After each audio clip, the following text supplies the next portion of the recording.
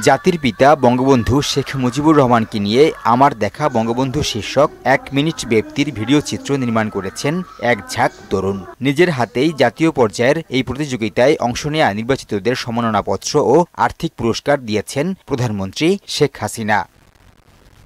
বাংলাদেশ সৃষ্টি ও নেপথ্যের ইতিহাসে বঙ্গবন্ধু শেখ মুজিবুর রহমানের অবদান তুলে ধরেন তিনি।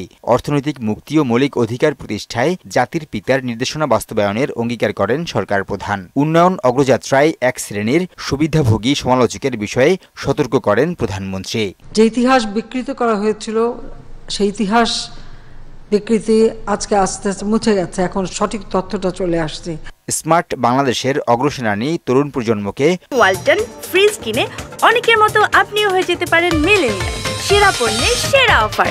ভবিষ্যতের কাণ্ডারি হিসেবে নিজেদের গড়ে তোলার আহ্বান জানান বঙ্গবন্ধু কন্যা।